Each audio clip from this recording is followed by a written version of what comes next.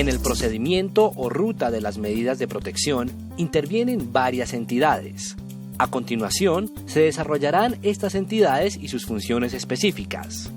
De acuerdo con la Ley 1257 de 2008, las mujeres víctimas de violencia tienen el derecho a recibir información clara, completa, veraz y oportuna en relación a sus derechos, mecanismos y procedimientos establecidos en la norma, entre ellos las medidas de protección.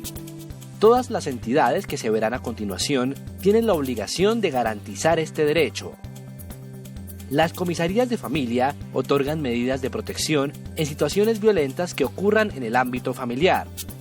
Los juzgados de control de garantías otorgan medidas de protección cuando los casos de violencia intrafamiliar o de hechos violentos en otros contextos llegan a la Fiscalía General de la Nación.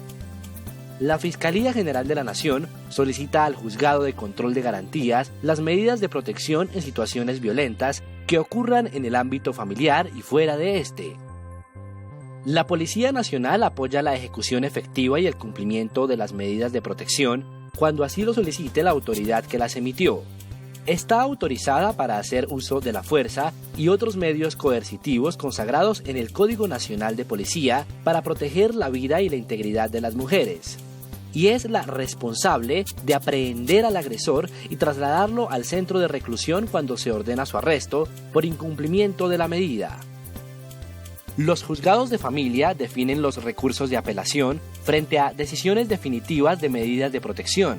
Decretan el arresto en caso de incumplimiento de las medidas de protección por parte del agresor y adoptan las medidas de protección pertinentes en los procesos de divorcio o separación de bienes. El sector salud activa el sistema de protección y de justicia de acuerdo con lo señalado en la norma. Ahora que se conocen las entidades participantes, se pueden describir los pasos en los que se divide el procedimiento de las medidas de protección en cada caso. Para ello, se debe tener en cuenta la autoridad competente encargada de otorgarlas. Si la entidad encargada de otorgar las medidas de protección son los juzgados de control de garantías, se deben seguir 3 pasos. Primero, la mujer víctima o la fiscalía solicita la medida de protección. Después, el juzgado de control de garantías admite la solicitud y otorga la medida de protección. Finalmente, el juzgado de control de garantías remite el caso a la comisaría de familia si se trata de una situación violenta ocurrida en el contexto familiar para que ésta continúe con el procedimiento. La comisaría de familia retoma el caso desde el punto número 3, que se describirá más adelante. En cambio, si la entidad es la comisaría de familia, se siguen 6 pasos.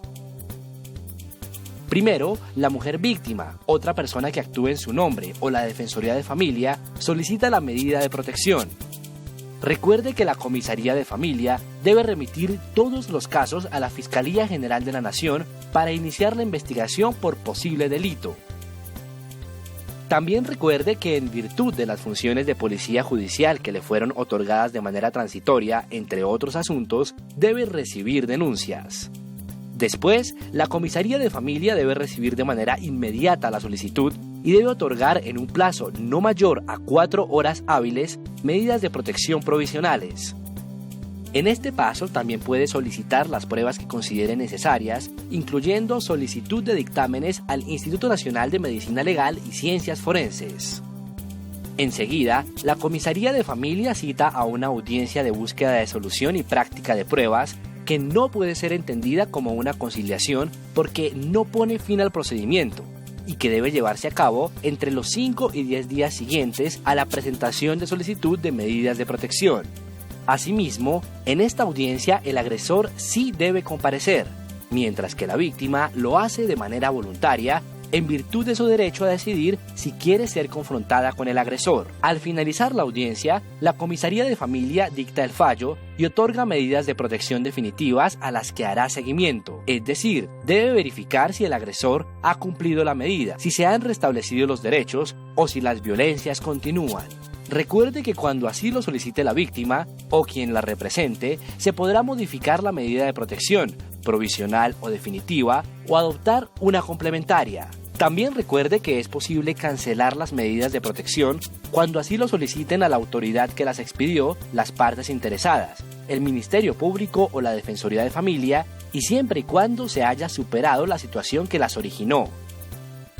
Por último, en caso de que el agresor no cumpla con las medidas de protección, la Comisaría de Familia adelantará el trámite por incumplimiento. Para ello, debe citar a una audiencia dentro de los 10 días siguientes a la solicitud y ordenar alguna de las sanciones establecidas en la norma. El incumplimiento dará lugar a 2 modalidades de sanciones de tipo coercitivo. Cuando se trate de un primer incumplimiento, procederá una multa entre 2 y 10 salarios mínimos legales mensuales que deberán consignarse dentro de los 5 días siguientes en la tesorería distrital. Esta multa es convertible en arresto. Cuando el incumplimiento se repita en el plazo de 2 años, procederá el arresto por un periodo entre 30 y 45 días. Este deberá ser solicitado por la Comisaría de Familia y decretado por el Juzgado de Familia.